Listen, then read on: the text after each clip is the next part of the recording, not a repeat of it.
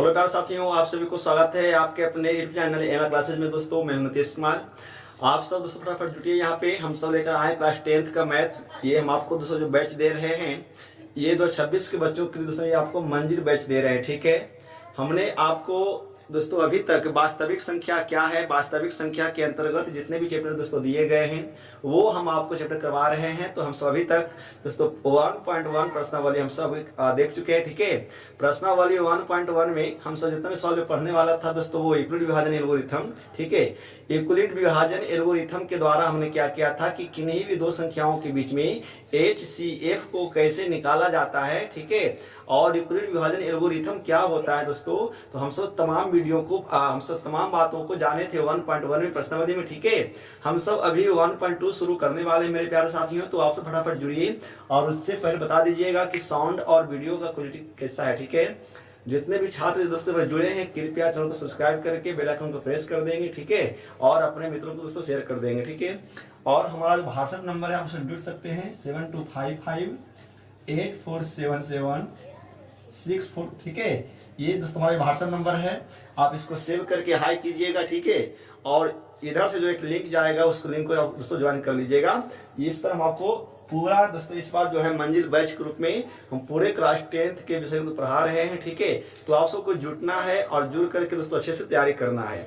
तो आइए हम सब यहाँ पर फटाफट सवाल लगाते हैं और प्रश्नावली हम सब 1.2 को देखते हैं। ठीक है, प्रश्नावली 1.2 दोस्तों यदि आपके पास किताब होगा ना तो किताब को खोल कर बैठेंगे। ठीक है, साथ में कॉपी और पेन लेकर बैठिएगा। हम जो भी सवाल आपको बताएंगे उसको हम सब सीखना है ना, और अच्छे से यहाँ पे तैयारी करना है। तो आइए 1.2 की बात करते हैं। प्रश्नावली 1.2 की बात करते हैं। तो प्रश्नावली 1.2 में जो सवाल दोस्तों पढ़ने वाले हैं वो सवाल नंबर 1 पढ़ेंगे। ठीक है, सवाल नंबर 1 है कि निम्नलिखित संख्याओं को अभाज्य गुणनखंडों की गुणनफल के रूप में व्यक्त करना है। यानी जो संख्याएं दी गई है उस संख्या का क्या करना है, अभाज्य गुणनखंड निकालना है और फिर उसे अभाज्य गुणनखंड के गुणनफल के रूप में व्यक्त करना है दोस्तों। ठीक है, तो हम सबको ये चैप्टर पढ़ने से पहले हम सबको ये जानकारी होना चाहिए कि अभाज्य गुणनखंड क्या है। ठीक है, हम सब प्राइम नंबर किसे कहते हैं। तो यदि आप दोस्तों वास्तविक संख्या का पार्ट 1 और पार्ट 2 नहीं देखे हैं, ठीक है, तो जाकर वहां देखिए। हम बहुत अच्छे से आपको सभी नंबर सिस्टम के बारे में पढ़ाए हैं, है ना। पूर्ण संख्या क्या है, पूर्णांक संख्या क्या है, सम विषम क्या है दोस्तों, भाज्य अभाज्य क्या है, तो हम आपको हर एक संख्या के बारे में पढ़ा चुके हैं। ठीक है, यार नहीं पढ़े हैं तो एक हम थोड़ा सा क्या करते हैं, यहाँ पे अभाज्य संख्या के बारे में जानते हैं और फिर हमसे यहाँ पे सवाल लगाने का दोस्तों प्रयास करते हैं। तो आपको पता है कि अभाज्य संख्या को हम सब यहाँ पे प्राइम नंबर भी कहते हैं। ठीक है ना, क्या कहते हैं, प्राइम नंबर कहते हैं। याद रखेंगे, अभाज्य संख्या को क्या कहेंगे, अभाज्य संख्या को सबसे यहाँ पे प्राइम नंबर कहते हैं। अभाज्य संख्या का मतलब क्या है, तो वैसा संख्या जिसका फैक्टर केवल 2 होता है। ठीक है, यानी जिसका गुणनखंड केवल 2 होता है। 2 का मतलब दोस्तों या तो है ना उसको वह संख्या को केवल 2 संख्या से ही विभाजित होता है। ठीक है, तो वैसे संख्या को हम सब अभाज्य संख्या कहते हैं। या हम इसको ऐसे भी कह सकते हैं कि वैसा संख्या जो अपने आप से कटे, है ना, जो 1 से कटे, और दोस्तों जो अपने आप से कटे, अभाज्य संख्या की बात करें, वैसा संख्या जो 1 से कटे और अपने आप से कटे, किसी और से ना कटे। ठीक है ना, तो हम सब उसे क्या कहेंगे, अभाज्य संख्या कहते हैं। जैसे 2 की बात करिए तो दोस्तों 2 एक अभाज्य संख्या है। क्यों, क्योंकि जो 2 का जो फैक्टर है वो 1 है और खुद एक अपने आप में। ठीक है, तो ये अभाज्य संख्या होता है।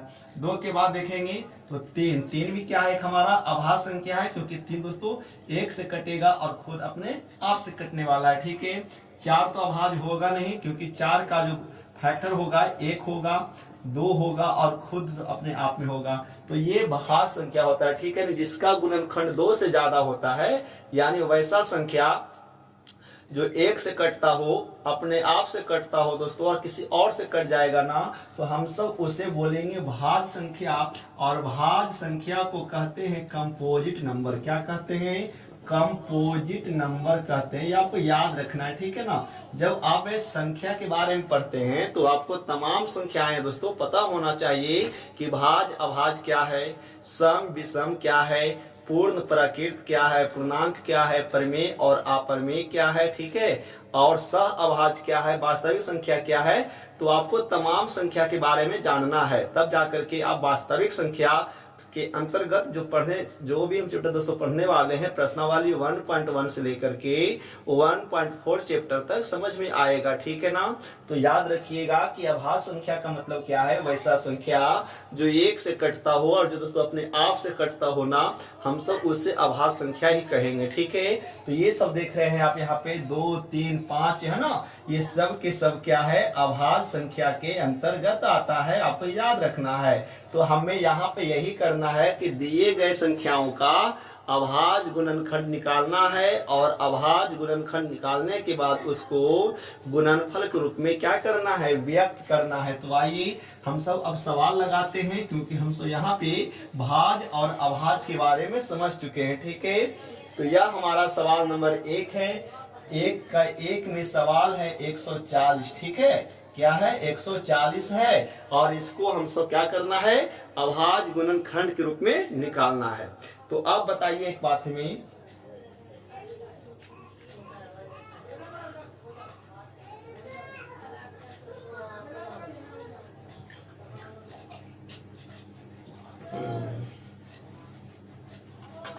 बहुत गर्मी है दोस्तों, ठीक है, पता है, बंद पंखा में पढ़ा रहे हैं, सोचिए पंखा बंद करके पढ़ा रहे, इतना गर्मी भी, ठीक है। तो आपको दोस्तों लाइक एक करना है, ठीक है। ये सारा दोस्तों हम आपके लिए यहाँ पे कर रहे हैं। तो अब हम क्या करने वाले हैं यहाँ पे कि 140 का निकालेंगे अभाज्य गुणनखंड। तो 140 का हम सब अभाज्य गुणनखंड निकालेंगे, तो किस प्रकार से निकालेंगे, इस प्रकार से निकालेंगे, ठीक है। इसको बोलते हैं अभाज्य गुणनखंड। अभाज्य गुणनखंड में ना केवल अभाज्य संख्या से ही दोस्तों लगाना है। तो 140 का अभाज्य गुणनखंड पहले 2 से होगा, जीरो वाले को आपको पता है ना कैसे काटा जाता है, 70 है ना, 7 दूनी का 14, एक बैठा देना है जीरो आपको यहाँ पे। अब इस 7 को काटेंगे दोस्तों तो 35 दूनी का 70 हो जाता है, आपको पता है। अब एक बात पता है दोस्तों, ये इकाई अंक 5 है, तो जिसका इकाई अंक 5 होता है ना, वो दोस्तों 5 से ही कटेगा, ठीक है। तो ये 5 से कट जाएगा कितना बार में, 7 बार में, ठीक है। देखिए इसमें हम जितना भी संख्या से लगाए हैं सबको, वो दोस्तों कहीं ना कहीं क्या है कि केवल सब के सब अभाज्य संख्या ही है। यही कारण तो है ना कि इसका जो नाम क्या पड़ गया दोस्तों, वो नाम पड़ गया है अभाज्य संख्या। बात समझ में आ रहा है दोस्तों, समझ में आ रहा होगा ना, तो एक बार यस लिखिएगा, ठीक है।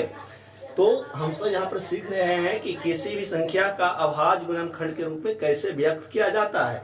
अब नहीं कटने वाला है तो क्या करेंगे, इसीलिए 140 बराबर ये जितने भी संख्याएं इधर दी गई है ना, हम सबको क्या करेंगे इस प्रकार से, ठीक है, उसको गुणक रूप में लिखेंगे। और गुणक रूप में लिखने के बाद क्या करने वाले हैं कि जितना भी संख्याएं हैं, जो संख्या एक से ज्यादा बार आ रहा है ना, हम उसको घात के रूप में लिखेंगे, ठीक है। तो यहाँ पे दो बार आया है ना, तो इसको 2 बार लिखेंगे, और ये 5 है और ये 7 है। तो आपको इस प्रकार से क्या करना है, यहाँ पे संख्या का अभाज्य गुणनखंड के रूप में व्यक्त करना है।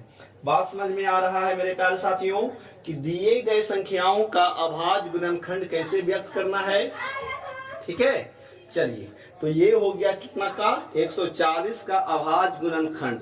सवाल 2 देखिए, सवाल 2 कितना है, सवाल 2 हमारा है 156। कितना है दोस्तों, 156 है। तो 156 का निकालेंगे अब हम यहाँ पे क्या, अभाज्य गुणनखंड।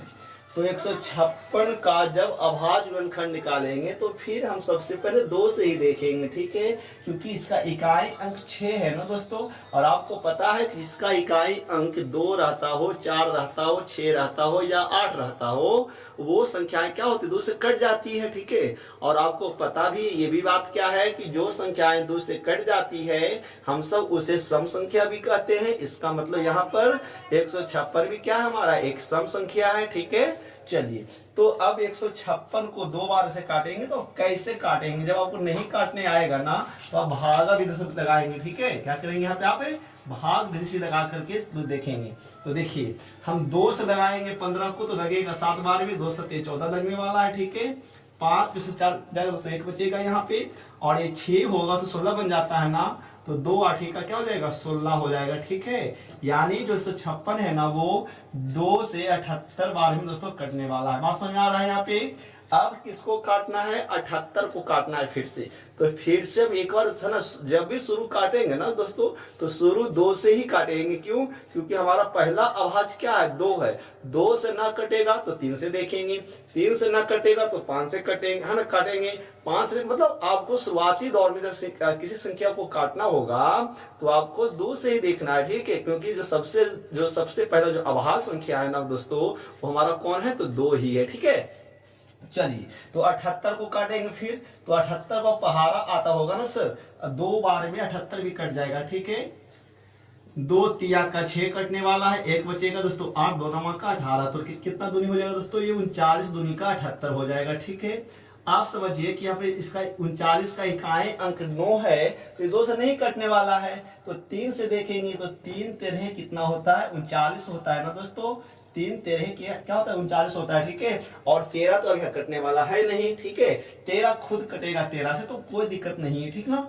इसीलिए क्या लिखोगे, 156 बराबर इधर कितना संख्या आया है, तो 2 इंटू 2 इंटू 3 इंटू 13 आया है, ठीक है। तो अब देखिए यहाँ पे 2 बार में आया है ना, तो जितना जो संख्या जितना बार आएगा ना, उसको उतना बार के रूप में लिखना है, ठीक है। तो यहाँ पर 2 आया है 2 बार, तो इसको लिखेंगे 2 के पावर 2 गुना 3 के पावर 3 इंटू लिखेंगे 13। तो इस प्रकार से क्या करना है कि हम सबको दिए गए संख्याओं को अभाज्य गुणनखंड के रूप में दोस्तों व्यक्त करना है। पता है दोस्तों, जब पढ़ा रहे हैं ना, ये पूरा पंखा को बंद करके पढ़ा रहे हैं आपको ऐसा गर्मी में, ठीक है ना। तो दोस्तों ये पूरा प्रयास आपके लिए है दोस्तों, बस आपका एक लाइक और दोस्तों एक शेयर जो है बहुत अंदर से मोटिवेटेड करता है दोस्तों। आप सबकी एक गर्मी का दोस्तों, इससे भी बहुत ज्यादा जब गर्मी रहेगा तो हम फिर भी आपको पढ़ाएंगे, ठीक है। तो पूरा एकदम मतलब ये रूम में ना पंखा को बंद करके रखें, ठीक है, तब पढ़ा रहे, ताकि आवाज आपको डिस्टर्ब दोस्तों ना होए। तो बस दोस्तों आपका एक लाइक और एक दोस्तों शेयर जरूर करिएगा, ठीक है। चलिए, तो बात समझ में आ रहा है ना कि दिए गए संख्याओं को किस प्रकार से हम सब यहाँ पे अभाज्य गुणनखंड के रूप में व्यक्त करने वाले हैं।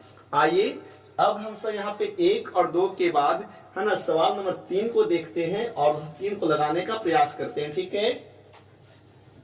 चलिए रफ करते हैं, आप स्क्रीन शॉट दोस्तों लेते चलिएगा, समझ में आएगा तो यस लिखिएगा, ठीक है। सवाल नंबर 3, 1 का दोस्तों 3 कितना है पता है, तो सवाल नंबर 1 का 3 है हमारा 3825, कितना है 3825। अब क्या करेंगे हम तो यहाँ पे 3825 का निकालेंगे अभाज्य गुणनखंड। तो हमने एक आपको दोस्तों बात बताया क्या कि जिसका इकाई अंक 5 होगा ना, तो वो केवल दोस्तों 5 से ही कटने वाला है, ठीक है ना। वो 5 से भी कटेगा दोस्तों, और देख सकते हैं यहाँ पे, ठीक है। तो 3825 2 से तो कटेगा नहीं दोस्तों, तो 2 से जब नहीं कटेगा तो कितना से कटेगा, 3 से कटेगा। 3 से देख सकते हैं ना, आप 3 से देख सकते हैं, ठीक है। भाग विधि से ऐसे कर करके देखिएगा, ठीक है ना। जिससे कट जाएगा आपको उसी से लगा देना है। तो एक बार में 3 कट जाएगा, यहाँ पे 8 उतरेगा, 3 दूनी का 6 उतरेगा, 2 उतरेगा दोस्तों, ये 2 हो जाएगा। 3 सते 21 होगा, 1 बचेगा, और ये 5 3 बचे के 15, यानी 1275 दोस्तों यहाँ पे लगने वाला है, ठीक है। आप समझिए, अब किसको काटना है, 1275 को काटना है। अब 1275 भी 3 बार में कटेगा, है ना, काट सकते हैं, देखिएगा। तो ये भी काट सकता है 3 बार में, क्या दोस्तों कटेगा नहीं, तो फिर तीसरे इसको देखने वाले हैं। 3 चौके 12 उतरेगा, ये दोस्तों खत्म हो जाएगा। 7 उतरेगा, 3 दूनी का 6 उतरेगा, 1 बचेगा दोस्तों, ये 5 तो 3 बचेगा 15, यानी 425 तिया लगने वाला है, ठीक है। फिर क्या 3 से देखने वाले हैं दोस्तों, फिर से 3 से देखेंगे क्या, 425, 4 2 6 5 11। अभी अब 3 से ये नहीं कटने वाला है, ठीक है। तो ये अभी 5 से देखेंगे, तो 5 से कटेगा ना दोस्तों, ठीक है। तो ये 5 से कटेगा कितना बार में दोस्तों, ये 85 बार में कटेगा, ठीक है। और फिर कटेगा कितना बार में, 17 5 ये 85 कट जाएगा, ठीक है ना। तो इसीलिए क्या लिखेंगे इसको, 3825 बराबर 3 गुना 5 गुना 5 गुना 17, ठीक है। तो 3 3 ये 2 हो जाएगा, ठीक है। और ये 5 5 दोस्तों 2 को हो जाएगा, ये 17 हो जाएगा, ठीक है। इस प्रकार से क्या करेंगे हम यहाँ पे इस संख्या सभी तमाम संख्याओं को हम सब लिखेंगे अभाज्य गुणनखंड के रूप में मेरे साथी। ठीक है, समझ में आप सबको आ रहा है ना कि दिए गए संख्याओं को किस प्रकार से अभाज्य गुणनखंड के रूप में व्यक्त करना है। तो दोस्तों यदि आप समझते हैं, ठीक है, तो आप अच्छे से करेंगे। आइए हम सब सवाल नंबर 3 के बाद हम सब सवाल नंबर 4 को देखते हैं दोस्तों। ठीक है, आपको इम्तिहान में बहुत अच्छे से मैथ पढ़ना है, इतना आसान दोस्तों, बहुत आसान है चैप्टर वास्तविक संख्या के अंतर्गत पढ़ने वाले ऑल चैप्टर। ठीक है, अब आइए सवाल नंबर 1 का 4 देखेंगे। 1 का 4 में दोस्तों कितना है, 5005 है, 5005 है। ठीक है, तो अब हमसे क्या करेंगे, 5005 का निकालेंगे अभाज्य गुणनखंड। अब तो ये 2 से दोस्तों कटेगा नहीं, ये 3 से भी नहीं कटने वाला है। ठीक है, तो सीधे से क्या करेंगे, इसको 5 बार में काटेंगे, एक है ना जी, 1001 बार में। ठीक है, 1001 दोस्तों 25 होता है 5005। अब क्या करेंगे, क्या 1001 भी कटेगा, 1001 भी कटेगा। तो हाँ दोस्तों, ये 5 से ना 2 से तो कटेगा नहीं, 3 से भी नहीं कटने वाला है दोस्तों, 5 से भी नहीं कटने वाला है, ये सीधे पता है 7 से कटने वाला है। अब आप बोलेंगे कि सर आपको पता है कि दोस्तों हाँ सर कैसे है कि 7 से कटने वाला है। तो बाबू बात यह है कि आप सब पढ़ाते हैं दोस्तों, पता है, ठीक है ना। आप उतना यदि ये भाग दोस्तों देते रहेंगे तो क्या होगा, बहुत लंबा बन जाएगा। हम आपको बताए हैं क्या कि 2 से काटना है, ना कटे तो 3 से काटना है। 3 के बाद अभाज्य संख्या कौन है, 5 होता है ना, तो 5 से काटेंगे। ठीक है, नहीं कटेगा। 5 के बाद 7 है अभाज्य संख्या, तो 7 से काट के देखेंगे। ठीक है, आपको ऐसे कर करके दोस्तों चेक करना। ठीक है, और जो भी सवाल रहता है ना, वो उम्मीद है कि 9 से 10 तक दोस्तों में वो कट ही जाता है। ठीक है, तो अब ये कटेगा 7 बार में, पता है 7 बार में ना ये कट जाएगा 143 सत्य, कितना सत्य, 100 ना सॉरी 100 ये दोस्तों जो कटेगा 143 सत्य कट जाएगा। ठीक है, 143 सत्य कट जाएगा, कितना, 1001। अब ये जब हम 143 को दोस्तों काटेंगे तो ये 11 बार में कटेगा 13 से। ठीक है, अब तो नहीं कटने वाला है, तो इसीलिए क्या हो जाएगा, 5005 बराबर 5 गुना 7 गुना 11 गुना दोस्तों 13। ठीक है, तो इसका ये निकल करके आया अभाज्य गुणनखंड। बात समझ में आ रहा है आपको दोस्तों, इसी प्रकार से निकालना है। हम सब इसको पार्ट, इस चैप्टर को ना हम आपको पार्ट बाई पार्ट करके देंगे, इसलिए ना कि समझ में दोस्तों बहुत आसानी से आएगा। ठीक है, हमसे ये पार्ट 1 देंगे प्रश्न नंबर 1.2 का दोस्तों, इसमें हमसे एक भी जितने सवाल हैं सब पढ़ा देंगे आपको यहाँ पे। जब पार्ट 2 करेंगे दोस्तों, तो पार्ट 2 में क्या देखने वाले हैं, पार्ट 2 में 2 के सभी सवाल को देखेंगे। पार्ट 3 में क्या देखने वाले हैं, तो पार्ट 3 में सवाल नंबर 3 के सभी को देखेंगे। ऐसे कर करके दोस्तों पढ़ाएंगे ताकि वीडियो ज्यादा लंबा भी ना बने और आपको समझ में आए बारी बारी से। ठीक है, या क्या स्टेप हमको पढ़ना होता है। ठीक है, तो इस प्रकार से क्या करते हैं, यहाँ पे अभाज्य संख्याओं का गुणनखंड के रूप में व्यक्त करते हैं किसी भी संख्या को। ठीक है, तो ये 4 आपको बता दिया, तो 5वां आपको खुद रफ में करना है, यदि तो नहीं होगा। 5वां है 7429 और इसका निकालना है अभाज्य गुणनखंड।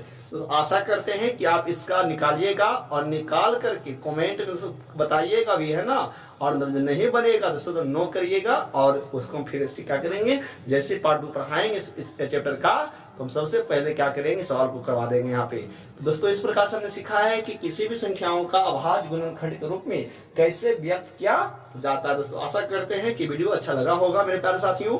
तो दोस्तों मिलते हैं अगले वीडियो में, तब तक नमस्कार। तो जय हिंद दोस्तों, वंदे मातरम।